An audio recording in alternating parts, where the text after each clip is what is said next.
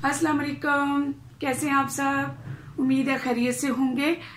आज का हमारा मौजू, चूंकि हमने FLP सिलेबस के हवाले से बात शुरू की थी, तो उसमें हमने कुछ चीज़ों को डिस्कस करना था। उसमें ख़त जो है वो मोस्ट इम्पोर्टेंट है, ज़रूरी है। ख़त और दरख्वास्त में से एक चीज़ करनी होगी, तो हमने आज जो सिलेक्ट की है वो है ख़त।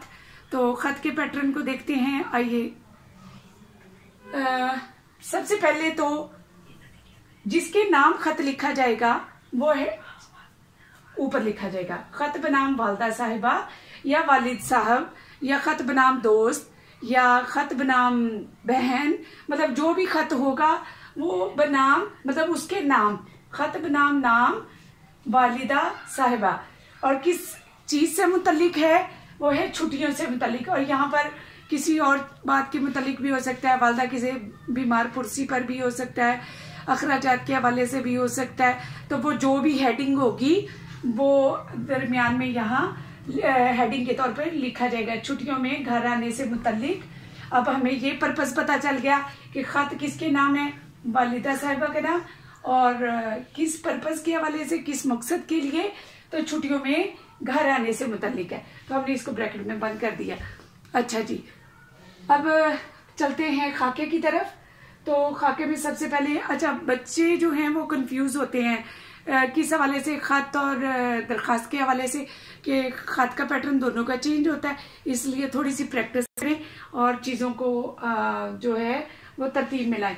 तो इम्तिहानी मरकज़, सबसे पहले राइट साइड पर टॉप पर सबसे पहले इम्तिहानी मरकज़। अच्छा, यहाँ पर कमरा इम्तिहान भी बच्चे लिखते हैं, लेकिन हम ज़्यादातर अब साथीज़ा जो है वो कमरा इम्तिहान लिखने की इजाज़त इसलिए नहीं देते कि कुछ बच्चे हे के साथ कमरा और कुछ लोग अलीफ के साथ लिखते हैं। तो अलीफ वाला दुरुस्त है, तो हे के साथ जब आप लिखेंगे तो डेफिनेटली वो गलत हो जाएगा। तो इसलिए उसकी जगह पे कमरा इम्तिहान का मतलब भी यही है कि इम्तिहान का कमरा, जहां पर आप इम्तिहान दे रहे हैं वहां बैठकर ये खत लिखा जा रहा है। तो इम्तिहानी मरकज लिख दिया, तो मरकज क्या हुआ, इम्तिहान का मरकज, जहां एग्जाम दे रहे हैं। तो उसके नीचे डेट, जो भी उस वक्त डेट होगी, 2 अप्रैल 2021 हमजा, मतलब डेट इसी तरह लिखी जाएगी और इसके अलग से मार्क्स होते हैं। आपका पैटर्न अगर 10 फर्ज करें कि 10 नंबर का है आपका खत, तो डिवाइड होकर जो आपके खत के खाके के नंबर होंगे वो 6 भी हो सकते हैं, वो 4 भी हो सकते हैं। कि मिडिल में जो आपने ये लिखा है तो इसके अलग से नंबर होते हैं, खाके के 6 नंबर जो हैं वो अलग होते हैं। चले जी, शुरू। एक लाइन पे ये आ गया, दूसरी लाइन पे ये आ गया, और तीसरी लाइन ये बनेगी जो मिड कहलाएगी। मिड में इन्हीं के सीक्वेंस से इस तरह, मोहतरमा अम्मी जान, एक्सक्लेमेशन मार्क्स, जो हम नदाइया और फजाइया लगाते हैं। नदाइया होगा ये, तो अदब के लिए लगाते हैं। अस्सलामुअलैकुम, खत्मा, बात खत्म हो गई, सलाम कर लिया। अच्छा जी, अब खत लिखना है तो बिल्कुल इसके डेट के नीचे से शुरू करेंगे पैराग्राफ की सूरत में। अब मैंने यहाँ पर पॉइंट्स लिख दिए हैं, इन पॉइंट्स को लेकर चलना है।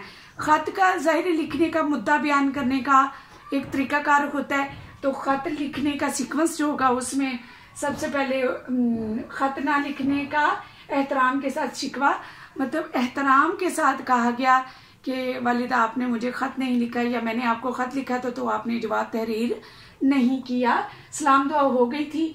अच्छा, डैश इसलिए लगाई कि ये फील होगी, जाहिर है ये सीक्वेंस चलेगा इस बात तक।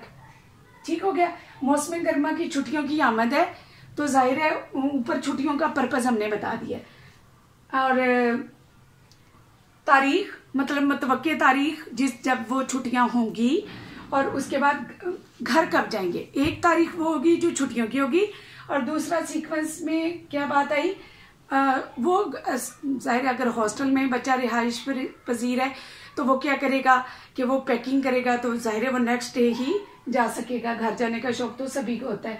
तो मतवक्के आमद घर कब जाएगा, वालिद की मदद का इरादा। जाहिर है आप जब बहुत लंबे अरसे तक तालीमी सरगर्मियों में मसरूफ रहते हैं तो बच्चों के दिल में ख्वाहिश होती है कि वो अपने पेरेंट्स की मदद करेंगे। तो अगली जो एक बात है वो वालिद साहब की मदद, हाथ बटाने की बात है।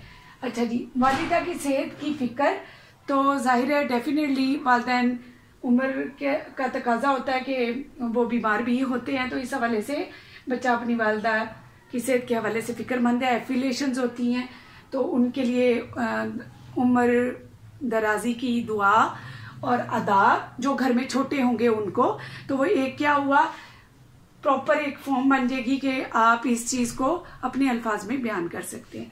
तो अदाब के बाद लेफ्ट साइड पर इस लाइन से नीचे वाली लाइन पर वस्सलाम, आपका प्यारा बेटा, ये सीक्वेंस आपका बिल्कुल बैलेंस होना चाहिए। तो हमजा छोटी है बड़ी है, यहाँ पर आप अलिफ बे जीम नहीं लिख सकते क्योंकि अलिफ बे जीम होती है आगाज के लिए, हमजा छोटी है बड़ी है का मतलब होता है कि बात खत्म हो गई। तो उम्मीद है कि आपको खत का पैटर्न पसंद आया होगा, तो इसे लाइक कीजिए और अपने क्लास फेलोज और दोस्तों के साथ शेयर कीजिए और कमेंट जरूर कीजिए।